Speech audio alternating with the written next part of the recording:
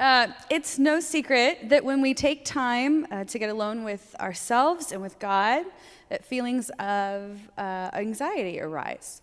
And most of those feelings are negative. Anxiety is not a good sensation for most of us.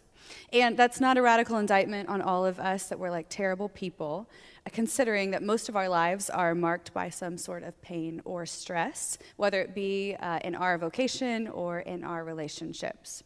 In our day-to-day rhythm, we have learned to ignore or to hide or to mask feelings, whether it be through our phones with a digital addiction or other means of avoidance, such as eating, TV, media, so on and so forth.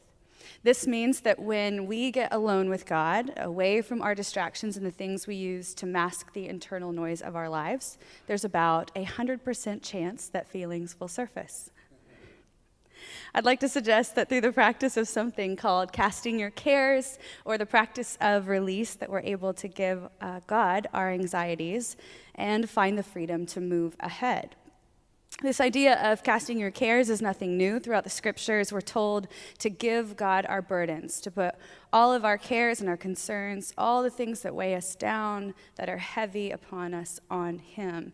In fact, in Psalm 62, we're told that we're to pour out our hearts to God. And I love this language because it makes it pretty clear to me that this is just a natural, essential part of walking with Jesus. The question is, though, how do we do this practically?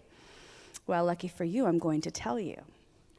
This exercise requires that you have a pen and a piece of paper, so that's something you need to make sure that you have with you. And then we ask that you set aside, create even a quiet space to meet with God.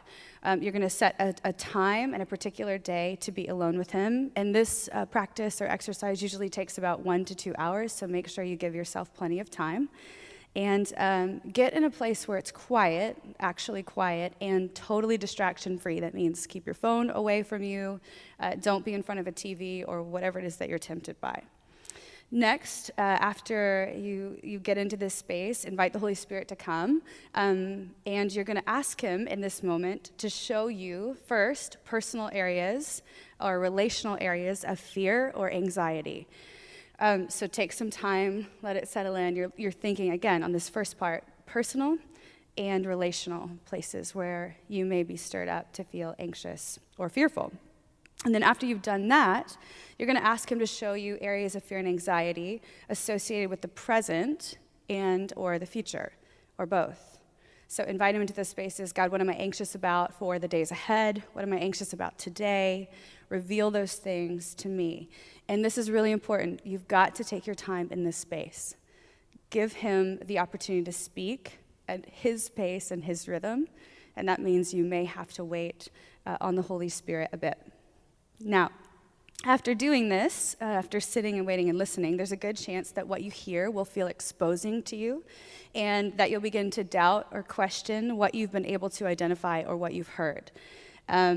So take note of this and don't give up. This is the place I find that the enemy tries to come at me the most. So don't get discouraged here. Trust, press through, and exercise faith in this moment. After that, after you just feel totally sure that you've heard from God and He's revealed these fears and anxieties, you'll want to move on. So do that. Begin to ask the Father to reveal areas in your life of unbelief. This is kind of like the third step. And maybe it's unbelief around things that you don't believe, or things that He has said about you that you can't receive. It's really difficult for you to do that. Or it's areas where you don't believe He's actually able or wanting to take care of you. These are kind of the parameters that we're setting around this space and time. So make sure you, again, take time to listen to the Holy Spirit. And I think that if you're willing to do that, this is kind of the gateway point to greater intimacy and faith in this experience. So be faithful, stay present. The temptation will be to bail, but just stay focused, listening to what the Spirit is saying. Next, you're actually going to take your pen and you're going to write something down. You're going to write down all of the fears and anxieties that you heard. So you may want to be writing the whole time. That's up to you. But we definitely want to leave space. Sometimes we come in with our own agenda, so make sure you leave space for the Holy Spirit to tell you what He sees.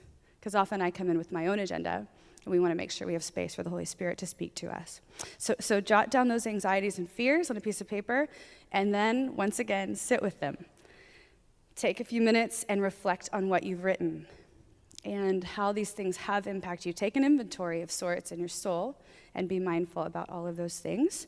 If the reflection time feels overwhelming, just to sit in the silence, then I would encourage you to take a journal, and you can draw or scribble or do whatever you do in your own journal, and even practice some breathing prayers. This would be a great space for that.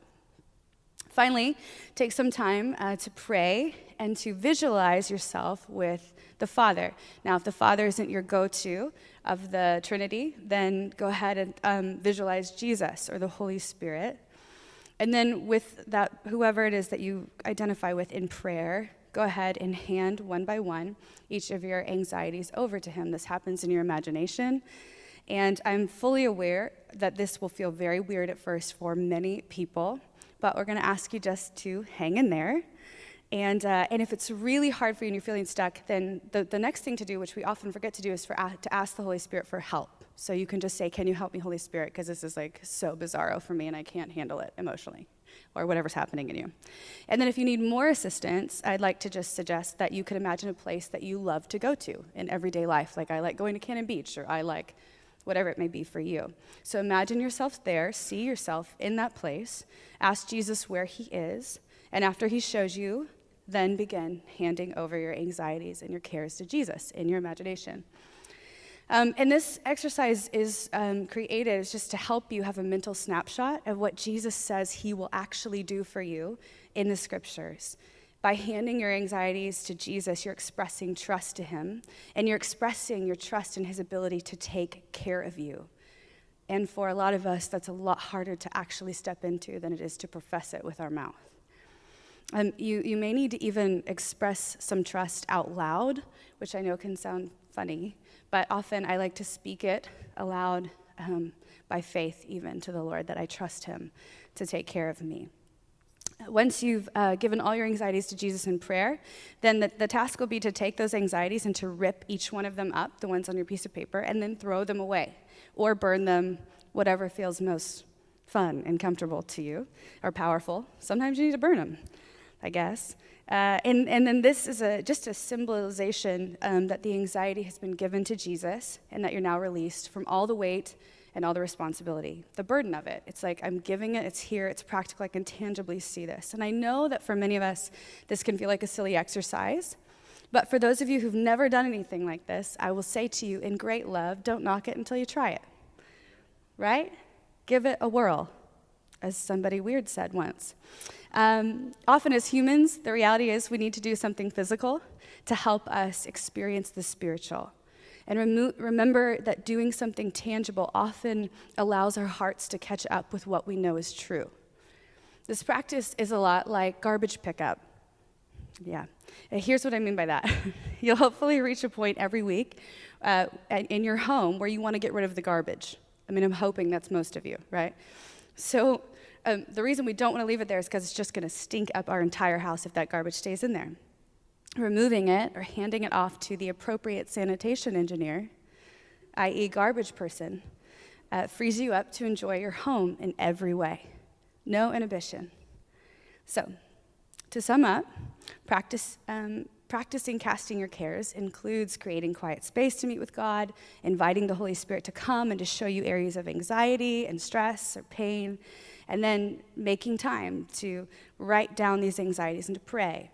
And then we're asking you to visualize yourself with God, being in his presence, and then finally releasing and giving those anxieties to Jesus in prayer. And we're asking that you actually take the piece of paper, tear it, rip it up, and throw it away.